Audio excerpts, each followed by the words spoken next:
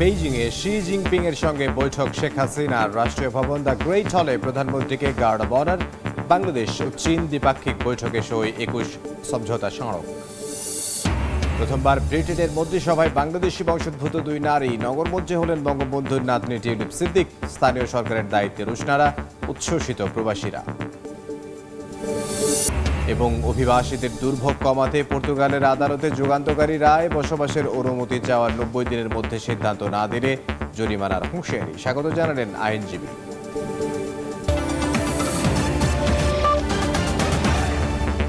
আন্তর্জাতিক সময়ের সঙ্গে আছে আমি ইমদাদুল হক। বেইজিং সফরের তৃতীয় দিনে প্রধানমন্ত্রী শেখ হাসিনা এবং চীনা প্রেসিডেন্ট শি জিনপিং এর বৈঠক অনুষ্ঠিত হয়েছে। বুধবার স্থানীয় সময় বিকেল 4টায় দ্য গ্রেট হলে বৈঠক করতে পৌঁছালে প্রধানমন্ত্রীকে স্বাগত জানান প্রেসিডেন্ট শি জিনপিং। এরপর 2 শীর্ষ নেতা আনুষ্ঠানিক বৈঠকে বসেন। বৈঠকে পারস্পরিক স্বার্থ সংশ্লিষ্ট বিভিন্ন বিষয় নিয়ে আলোচনা হয়েছে বলে জানা গেছে।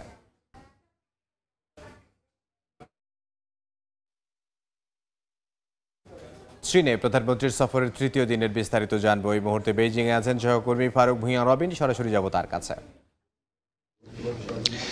প্রধানমন্ত্রী শেখ হাসিনার যে চীনের যে কর্মসূচিগুলো ছিল, সব শেষ কর্মসূচিটি মূলত ছিল যে চীনা প্রেসিডেন্ট শি জিনপিং এর সঙ্গে তার বৈঠক, এবং সেটা এখানকার যে স্থানীয় সময় 2টার পরে যে চীনের গ্রেট হল অব দ্য পিপলে সেটি অনুষ্ঠিত হয়েছিল, এবং আধা ঘন্টার বেশি সময় এই বৈঠকে প্রধানমন্ত্রী শেখ হাসিনা এবং চীনা প্রেসিডেন্ট শি জিনপিং দ্বিপাক্ষিক বিভিন্ন ইস্যু সহ যে সমসাময়িক বৈশ্বিক পরিস্থিতি নিয়েও কিন্তু যে অনেক বিষয়াশয় নিয়েও কিন্তু যে তাদের মধ্যে আলাপ আলোচনা হয়েছে, ভূ রাজনৈতিক অনেক বিষয়াশয় নিয়েও কিন্তু যে আলাপ আলোচনা হয়েছে, এবং সার্বিকভাবে সেই বিষয়াশয়গুলো নিয়ে পররাষ্ট্রমন্ত্রী ডক্টর হাসান মাহমুদ অল্প কিছু সময় আগে এখানে একটি ব্রিফ করেছিলেন। প্রধানমন্ত্রী শেখ হাসিনা যে হোটেলে থাকেন যে বেজিংয়ে, সেই হোটেল রেজিসে, সেন্ট রেজিসে তিনি সেই ব্রিফিং করেছিলেন, এবং সেখানে যে বিষয়টি তিনি জানিয়েছেন চীনা প্রেসিডেন্ট শি জিনপিং বাংলাদেশের সঙ্গে তাদের যে সর্বাত্মক যে সহযোগিতার বিষয়টি সেটি অব্যাহতভাবে রাখবেন, সে বিষয়টি তিনি প্রতিশ্রুতি দিয়েছেন, এবং বাণিজ্য ঘাটতি কমাতে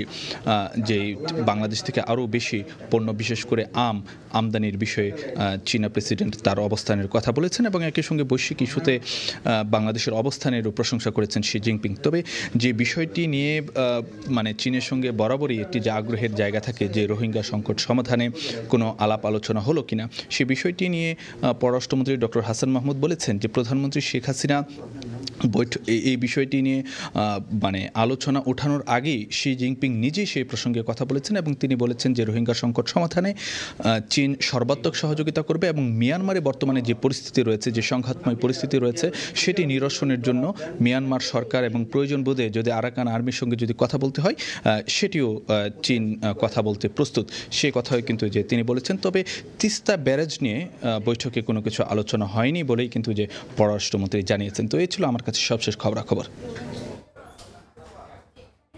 চীনের বেইজিং থেকে সহকর্মী ফারুক ভূঁইয়া রবিন জানাচ্ছিলেন প্রধানমন্ত্রীর চীন সফরের তৃতীয় দিনের খবরাখবর। এর আগে প্রধানমন্ত্রী শেখ হাসিনার চীন সফরের দেশটির সঙ্গে সহযোগিতামূলক সম্পর্ক উন্নয়নে 21টি সমঝোতা স্মারক সই হয়েছে। বেইজিংয়ে দুদেশের প্রধানমন্ত্রীর আনুষ্ঠানিক বৈঠকের পর কূটনৈতিক নথিতে সই করেন কর্মকর্তারা। পরে ব্রিফিংয়ে পররাষ্ট্রমন্ত্রী জানান বাংলাদেশকে 1 বিলিয়ন চীনা মুদ্রা আর্থিক সহায়তার প্রতিশ্রুতি দিয়েছে চীন। বাণিজ্য ঘাটতি কমাতে বাংলাদেশের প্রস্তাবে চীনের ইতিবাচক সাড়াও মিলেছে। এদিকে প্রেসিডেন্ট শি জিনপিং এর সঙ্গে বৈঠক করেছেন প্রধানমন্ত্রী শেখ হাসিনা। বেইজিং থেকে বিস্তারিত জানাচ্ছেন ফারুক ভূঁইয়া রবিন।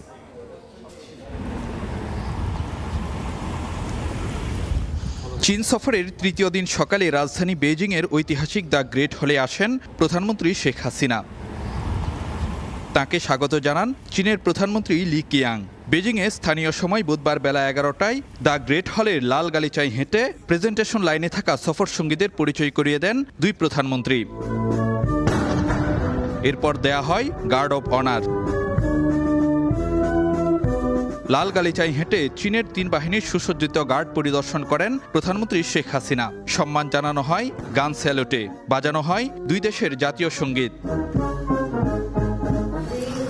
পরে 2 প্রধানমন্ত্রীর নেতৃত্বে প্রতিনিধিদের নেওয়া হয় আনুষ্ঠানিক দ্বিপাক্ষিক বৈঠক। এতে বিভিন্ন ইস্যুতে খোলামেলা আলোচনা হয়। উঠে আসে আগামীতে সহযোগিতার সম্পর্ক কিভাবে আরও উন্নত করা সম্ভব।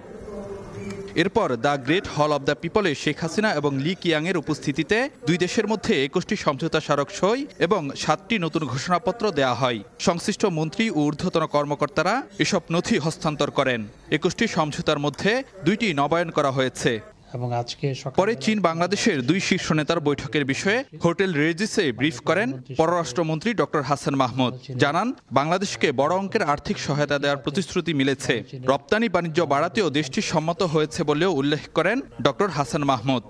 চীনের মাননীয় প্রধানমন্ত্রী বাংলাদেশকে ইকোনমিক অ্যাসিস্ট্যান্স দেওয়ার কথা ঘোষণা করেছেন। চাইনিজ প্রধানমন্ত্রীও বাংলাদেশ থেকে আরো বেশি পণ্য আমদানির কথা তিনি বলেছেন। ব্রিফিংয়ে মন্ত্রী জানান, সব কর্মসূচি শেষ করে বুধবার রাতে ঢাকায় ফিরছেন সরকার প্রধান শেখ হাসিনা। এটির কারণ হচ্ছে, আপনারা হয়তো জানেন যে মাননীয় প্রধানমন্ত্রীর সাথে মাননীয় প্রধানমন্ত্রীর কন্যা সাইমা ওয়াজেদ পুতুল, তিনি এখনো অসুস্থ। আসলে সফর সংক্ষিপ্ত নয়, উনি শুধু এখানে রাতটা যাপন করার কথা ছিল, সেটি না করে ঢাকায় তার অসুস্থ মেয়ের সাথে রাতে সময় দেওয়ার জন্য মা হিসাবে সেজন্য তিনি চলে যাচ্ছেন। বিদ্যমান কৌশলগত সম্পর্ক কি করে আগামীতে বিস্তৃত সহযোগিতার পর্যায়ে উন্নীত করা যায়, প্রধানমন্ত্রীর সফরে মূলত সে বিষয়েই শক্তিশালী রাজনৈতিক বোঝাপড়া হলো দেশটির সঙ্গে। সব ক্ষেত্রেই গত কয়েক বছরে বেশ নিবিড় হয়েছে বাংলাদেশ ও চীনের সম্পর্ক। আর সে ধারাবাহিকতা ধরে রেখে নতুন বৈশ্বিক মেরুকরণের মধ্যেও সহযোগিতা আর কৌশলগত সম্পর্কের ব্যাপকতা আরও বাড়াতে চায় ঢাকা বেইজিং। প্রধানমন্ত্রী শেখ হাসিনার চীন সফরে সে বার্তাই দিল দুই দেশের শীর্ষ নেতৃত্ব। ফারুক ভিয়া, রবিন, সময় সংবাদ, বেইজিং, চীন। প্রথমবার ব্রিটেনের মন্ত্রিসভায় জায়গা পেলেন বাংলাদেশি বংশোদ্ভূত দুই নারী। ব্রিটেনের নগরমন্ত্রী হলেন বঙ্গবন্ধুর নাতনি ও প্রধানমন্ত্রী শেখ হাসিনার ছোট বোন শেখ রেহানার মেয়ে টিউলিপ সিদ্দিক। একই সঙ্গে তিনি ব্রিটিশ ট্রেজারি বিভাগের ইকোনমিক সচিবের দায়িত্ব পেয়েছেন। অন্যদিকে যুক্তরাজ্যের গৃহায়ণ, কমিউনিটি ও স্থানীয় সরকার মন্ত্রী হয়েছেন রুশনারা আলী। লন্ডন থেকে সে খবর জানাচ্ছেন শোয়েব কবির।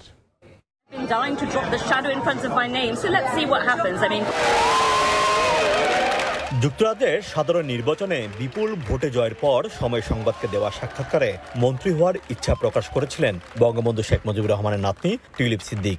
জয়ের পর জোর গুঞ্জন ছিল মন্ত্রিসভায় স্থান পাচ্ছেন টিউলিপ। সেই খবর সত্যি করে ব্রিটেনের নগর মন্ত্রী হলেন টিউলিপ সিদ্দিক। একই সঙ্গে ব্রিটিশ ট্রেজারি বিভাগের গুরুত্বপূর্ণ পদ ইকোনমিক সেক্রেটারির দায়িত্ব পেয়েছেন তিনি। টিউলিপের মন্ত্রী ও সেক্রেটারি হওয়ার খবর ফলাও করে প্রচার করেছে ব্রিটেনের শীর্ষস্থানীয় সংবাদ মাধ্যমগুলো। এই খবরে উচ্ছ্বসিত বাংলাদেশি কমিউনিটি। আমরা আশা করব টিউলিপ সিদ্দিকীর মাধ্যমে আমাদের প্রবাসীদের উন্নয়ন ও বাংলাদেশের উন্নয়ন ত্বরান্বিত হবে। সে বাংলাদেশের জন্য কথা বলবে এবং বাংলাদেশি কমিউনিটির জন্য যারা ব্রিটেনে থেকে তাদের পক্ষে কথা বলবে। এটা খুবই খুশির খবর এবং আমি বিশ্বাস করি বাংলাদেশ কমিউনিটি এটাকে খুব হিউজ ভাবে সেলিব্রেট করবে। 2015 সালে এমপি হওয়ার আগে টিউলিপ রিজেন্ট পার্কের কাউন্সিলর এবং 2010 সাল থেকে 4 বছর ক্যামডেন কাউন্সিলের কালচার অ্যান্ড কমিউনিটি সদস্য ছিলেন। এমপি নির্বাচিত হওয়ার পর টিউলিপ লেবার পার্টির নেতা জেরেমি করবিনের ছায়া মন্ত্রিসভায় নিযুক্ত হন। পরে তিনি পার্লামেন্টে ব্রেক্সিট বিলের বিরুদ্ধে শক্ত অবস্থান নিয়ে লেবার পার্টির ছায়া মন্ত্রিসভা থেকে পদত্যাগ করেন। 2019 সালে অনুষ্ঠিত যুক্তরাজ্যের নির্বাচনে লন্ডনের হামস্টেড অ্যান্ড কিলবার্ন আসন থেকে লেবার পার্টির প্রার্থী হিসেবে দ্বিতীয়বারের মতো বিপুল ভোটে বিজয়ী হন টিউলিপ।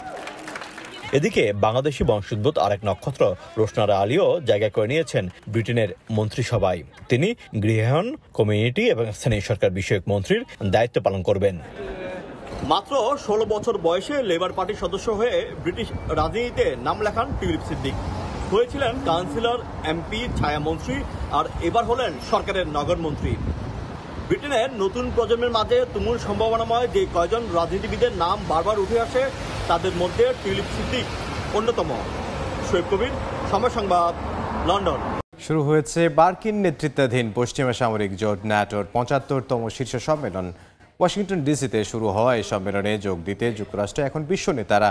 উদ্বোধনী বক্তব্যে মার্কিন প্রেসিডেন্ট জো বাইডেন বলেছেন, ইউক্রেনই পারবে পুতিনকে থামাতে। রাশিয়াকে মোকাবিলায় ইউক্রেনকে আরও সামরিক সহায়তার ঘোষণা দিয়েছেন মার্কিন প্রেসিডেন্ট নির্বাচনের আগেই সামরিক সহায়তা প্রদানের আহ্বান জানিয়েছেন জেলেনস্কি।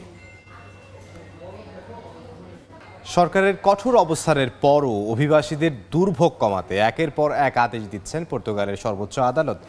রেসিডেন্ট পারমিট আবেদনের 90 দিনের মধ্যে সিদ্ধান্ত না দিলে সংশ্লিষ্টদের জরিমানার হুঁশিয়ারিও দিয়েছেন সুপ্রিম কোর্ট।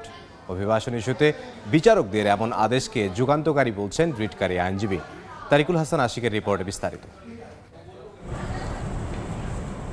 দীর্ঘ সময় ধরে কৃষি সহ পর্তুগালের বিভিন্ন খাতে অবদান রয়েছে অভিবাসীদের। তবে তাদের চাপ বাড়ায় জুনের প্রথম সপ্তাহে অভিবাসন সংশ্লিষ্ট বিভিন্ন ইস্যুতে 41টি পরিবর্তন এনে রাতারাতি অধ্যাদেশ জারি করে দেশটির সরকার।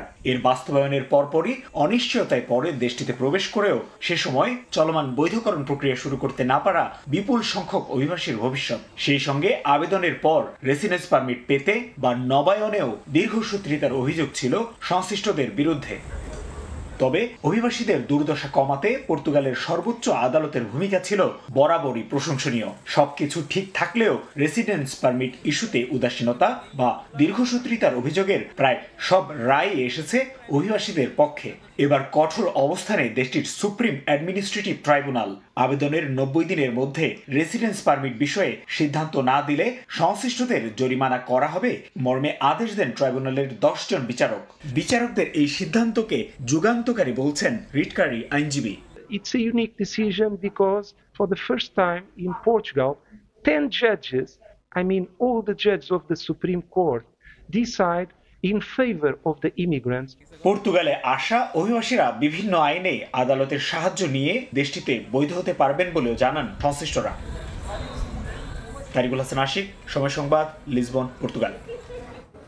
আন্তর্জাতিক সময়ের শীর্ষ সংবাদ জানিয়ে দিচ্ছে আরও একবার। বেইজিংয়ে শি জিনপিং এর সঙ্গে বৈঠক শেখ হাসিনার রাষ্ট্রীয় ভবন দ্য গ্রেট হলে। প্রধানমন্ত্রীকে গার্ড ওয়ান আর বাংলাদেশ ও চীন দ্বিপাক্ষিক বৈঠকে সই 21 সমঝোতা স্মারক। প্রথমবার ব্রিটেনের মন্ত্রিসভায় বাংলাদেশি বংশোদ্ভূত 2 নারী নগরমন্ত্রী হলেন বঙ্গবন্ধুর নাতৃ টিউলিপ সিদ্দিক। স্থানীয় সরকারের দায়িত্বে রুশনারা, উচ্ছ্বসিত প্রবাসীরা।